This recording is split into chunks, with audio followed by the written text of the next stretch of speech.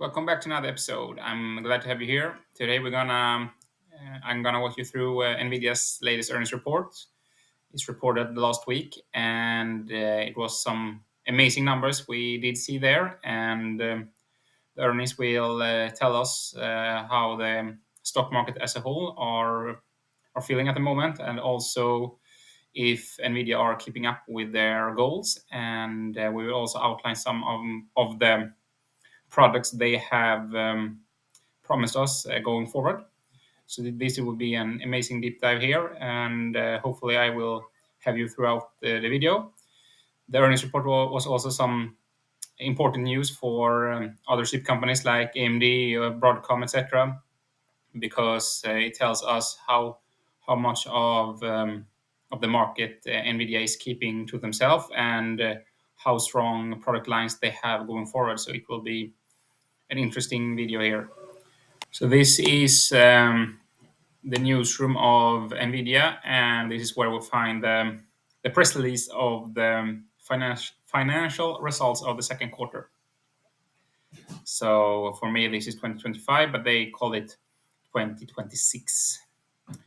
Anyway, it's the latest quarter here, and the revenue was 46.7 billion. You heard that right. That's just one quarter. Think about that during 4 quarters. That would be like soon they will have an avenue run of revenue around $200 billion. So this is a fast growing company, and the numbers are starting to look insane. But the demand for their data center solutions are on another level, and this is why they can grow so fast. As you see here, the data center revenue is about 41.1 billion of the total. So you can call this a data center company, even though they have a lot of revenues from the gaming segment, etc., also, and other solutions. But yeah, this is why also you can see AMD doing their best to accelerate their efforts into the data center area, because even though Nvidia is the clear winner, you can see other companies having a chance to take some of revenue here also, because the demand is so high for AI at the moment and solutions that Nvidia just can't produce enough chips for everyone. And also their Blackwell data center solution that grew 7% sequentially. So their new product line are performing very good. And as Jensen stated during the earnings call, they are providing very fast and innovative and energy efficient solutions. So the future in the data center is obviously for companies like Meta, Microsoft, etc. They want energy efficient solutions and energy efficient GPUs that power the data centers, based on the fact that there are just not enough energy in the world for expansion if they don't innovate and put more GPU power, raw power, and decrease the energy. And this was a lot of the talk from Jensen during the earnings call, that Nvidia has really improved since the Hopper models going to Blackwell, and obviously the energy efficiency is through the roof compared to the models they did have, and also the output and the performance is 10x. They talked about that. So really impressive here, and you can see it's 56% up from a year ago. So they're doing very good. So as if I was a shareholder of Nvidia, I would be very pleased.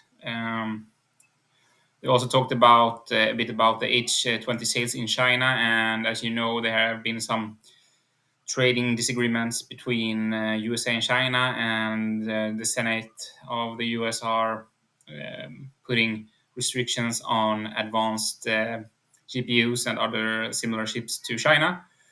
This is why they have decreased the revenue for Nvidia, but they also stated during the earnings call that hopefully they will in the future, upon the 46.7 billion revenues here, also gain a lot of revenues from China. They talk about the $50 billion AI market in China that they want to be the leader in. They want to build the infrastructure on US-made chips. So we have a situation where USA can be the leader worldwide, and Nvidia are stating that that's better than just letting China produce their own AI chips, etc. So that was also something strategically important for Nvidia, and they came back to that conclusion several times during the earnings call.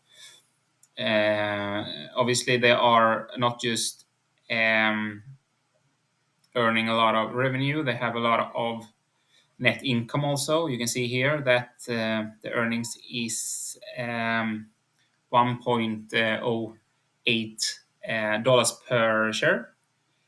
So that's also very, very impressive. And during the first half of 2026, Nvidia returned $24.3 billion to shareholders, and this is because they bought back a lot of shares, and also they have started with cash dividends. So this is a way to pay back to the people that are having shares in Nvidia. But also, companies like Nvidia, they pay a lot of their employees through, for example, stock options, etc. And they dilute their shares through that type of planning. And by buying back shares repurchased, they can decrease the effect of the dilution. So this is their what they want to do. And here you can see some close in on more close up numbers. Obviously, the net income here are very impressive, $26 million. So this is very impressive according to me. They have a revenue of $46.7 billion, but the net income is actually $26.4 billion. It's not often where you see such a large part of the revenue uh, going down to net income. So this is just shows you how great their gross margin is, how much people are willing to pay for their product. So that's something to think about. You can also see here they have some operating expenses decreasing their revenue. Anyway, they have some. If we go for the outlook for the rest of the year, we have revenue expected to be 54 billion, so they are continuing to grow. The Wall Street like this. So they also assume that H20 shipments, that's a large artificial GPU going to China. It's not included in the outlook. So if that deal, as you probably read about, 15% of the revenue from exports to China for Nvidia will be taxed by the government.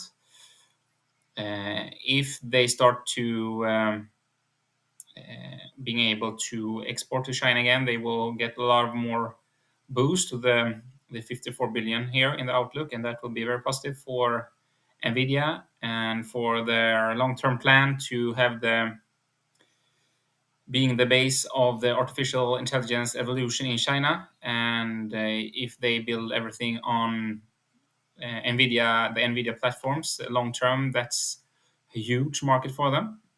Anyway, they expect the gross margins to be 73 to 73.5 here percent, and that's a lot more in comparison with, for example, AMD. AMD's gross margin is about 52 to 54%, I think.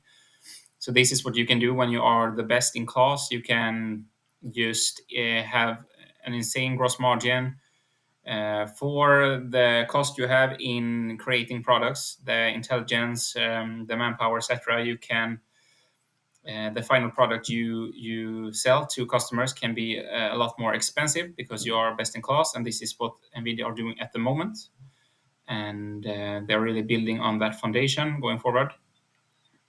Also, here they state the operating expenses and yeah, some other numbers.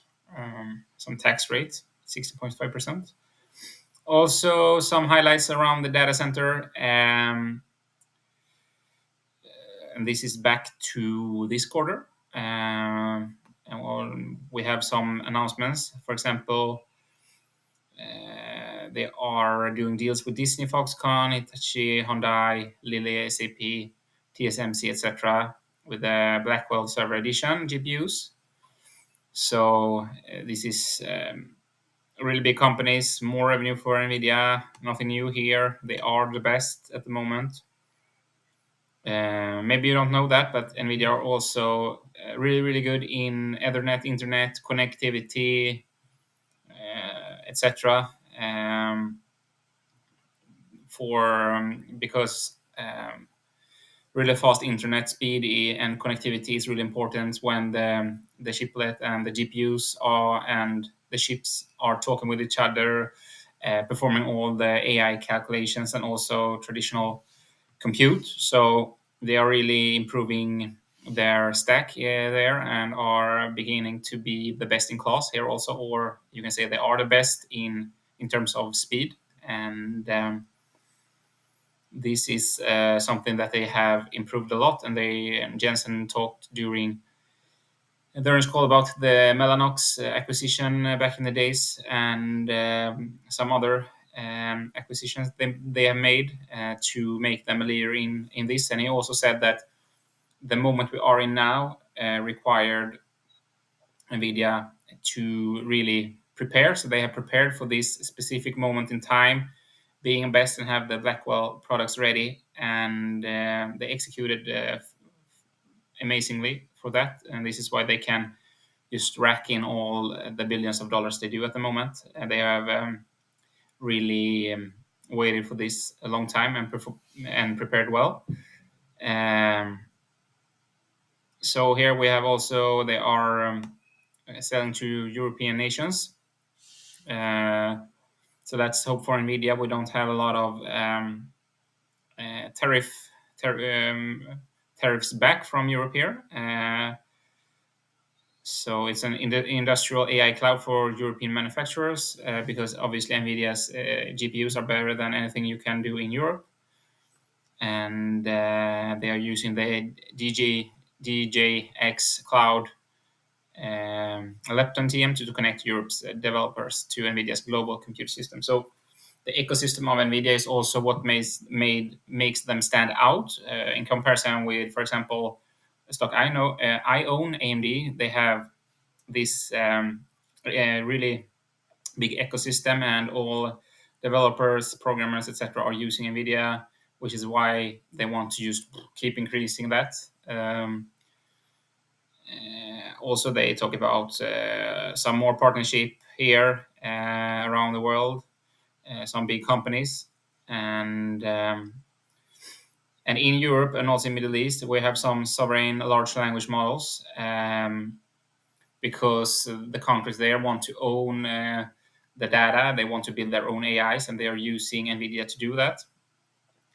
Something they call NVIDIA Nemotron trademark here. And they also supported the launch of OpenAI's OpenGPT models. And he talked about a lot during the earnings call about tokens per second and the NVIDIA's Blackwell GB200 rack scale system. And this is, he talked about how the tokens per second, how important that was, and in terms of energy efficiency, etc. So was a selling pitch from Nvidia during the earnings call, and I've heard that also from AMD and Lisa Su, the importance of output compared to how much energy it costs to do the calculations, etc.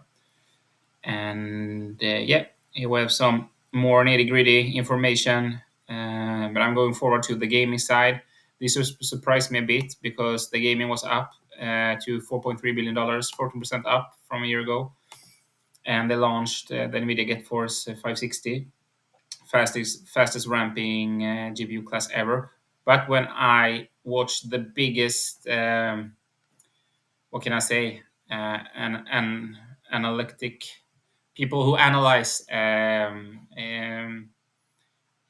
this type of GPUs you have when you're gaming. They are very disappointed with Nvidia because of overheating, not compared to the last time they did not increase the performance as much, and very expensive GPUs. This is why um, some people, and also we have seen during earnings call from AMD that maybe Nvidia are getting a bit complacent in this area. So here everything looks amazing for a shareholder, but if you dive a bit deeper, for example, some reporting on YouTube from the people there, you can see that actually the gaming community expect a bit more from Nvidia. So sure, a lot of money are going into the AI PCs and the gaming, but I think, according to my research, that they can perform even better here. Obviously, they still have the best products, but they are very expensive, and not much people can buy products for $3,000 to $4,000. So that's that. Well, here you also see some more news about their GPUs in this area, and they also have like professional visualization and automotive and robotics. And this last thing here is what I think is the future also for them. And this quarter, the revenue was 586 million, up 3% from the previous quarter and 69% year over year. In the future, if we get the self-driving taxi network, this could be a multi-billion dollars, maybe 10, 20, 30, 40 billion dollar area for Nvidia. So this is just the beginning. That's why we can presume that there will be a lot more growth for this company. They are doing everything right. They are the best in class in automotive and robotics. They have the full stack of NVIDIA Drive software. So they are very good, not just in the chips, they also have the software system in place for developers to keep improving and making it easy to just add another NVIDIA product on the layer of NVIDIA products that similar to maybe how Apple do it. Like they have an Apple computer, and then you have the iPhone, and you have the earplugs and the watch, etc. So this is how they are doing it. And also you can see here some other nitty gritty facts. Some of the things here I will not deep. That's for the tech guys to deep even deeper into. But obviously they are, as far as I know, the best in class here in robotics in terms of GPUs, etc. And if you want any more news about Nvidia, you can just listen to the earnings call. It's available in you can just type Nvidia or visit investornvidia.com here. So the only thing for the future that we should keep an eye on for Nvidia is they have a lot of their revenue here from a couple of customers. So you might think that they have thousands of customers aggregating this amazing sum, but to have that sum at that level, they stated that maybe 30% were coming from just two companies, and maybe that's like Microsoft and Amazon, for example. So some of the biggest companies are really pushing the spending spree here in the AI race, and if the hype for AI gets a bit smaller, and that could hurt actually the revenue of Nvidia quite fast, because it's just a couple of companies that are filthy rich that are driving the revenue gains here to insane levels. And also, if these companies, for example, starts to use a competitive product like AMD's, it can switch quite fast in terms of revenue gains. So don't forget that. So that was maybe the focus of me today. And Jensen also stated that he thinks it's a $3 to $4 trillion investment going in to the AI market going forward for maybe 2030. So that's something to keep your eyes on. And I'm really glad that you tuned in today. Hopefully this was something useful for you guys, and that you enjoyed the video, and I see you next time.